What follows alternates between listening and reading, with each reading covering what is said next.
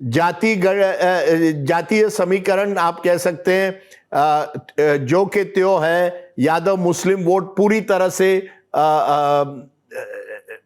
तेजस्वी यादव के साथ है। पिछले चुनाव में असदुद्दीन ओवैसी जैसे व्यक्ति ने कुछ एरियाज में काफी वोट्स लिए थे, वो शायद इस बार ना आए।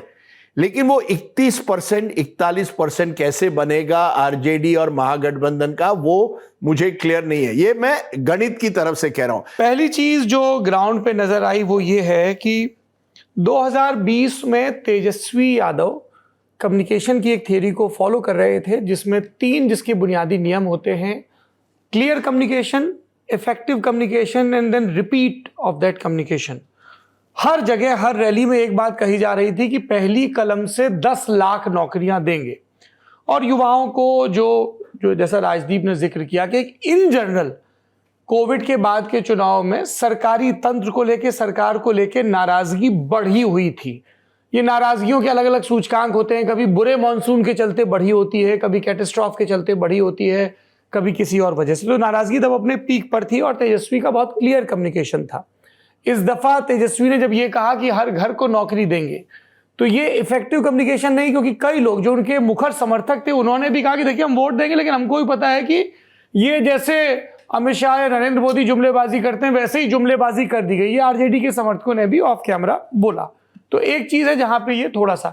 दूसरी बात, ये बात सही है कि इस बार चुनाव का एजेंडा तेजस्वी यादव और प्रशांत किशोर ने सेट किया। जब तेजस्वी यादव ने यह कहा कि हम 200 यूनिट बिजली फ्री देंगे, या जीविका दीदियों को हम पैसे देंगे, या वजीफे बढ़ाएंगे, या पेंशन बढ़ाएंगे, तो नीतीश कुमार ने उसको चुनाव से पहले लपक लिया। तेजस्वी 200 यूनिट की बात कर रहे थे, नीतीश कुमार ने 125 यूनिट दी। हमने नेता नगरी के पिछले एपिसोड में आपको बताया था कि माई बहन योजना के काउंटर में नीतीश कुमार जो डायरेक्ट कैश वाली योजना लेकर आए। तो दूसरी चीज ये दिखी।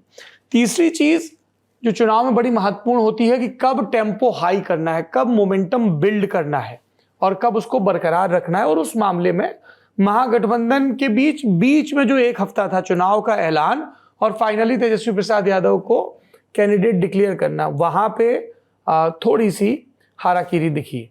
सोशल मीडिया पे कोई कितने भी दावे करे, लेकिन एक चीज मैं यहां कहना चाहूंगा, दूसरे फेज में महागठबंधन का चुनाव पहले फेज के मुकाबले मजबूत दिख रहा है ग्राउंड पर।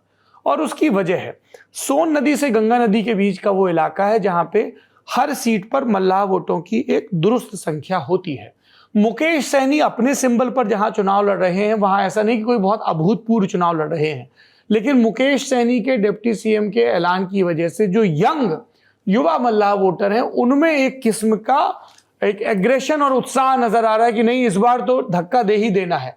और इसकी वजह से जिन सीटों पर आरजेडी की तरफ से ईबीसी कैंडिडेट हैं, वो एक बड़ा विनिंग फॉर्मूला बनता नजर आ रहा है।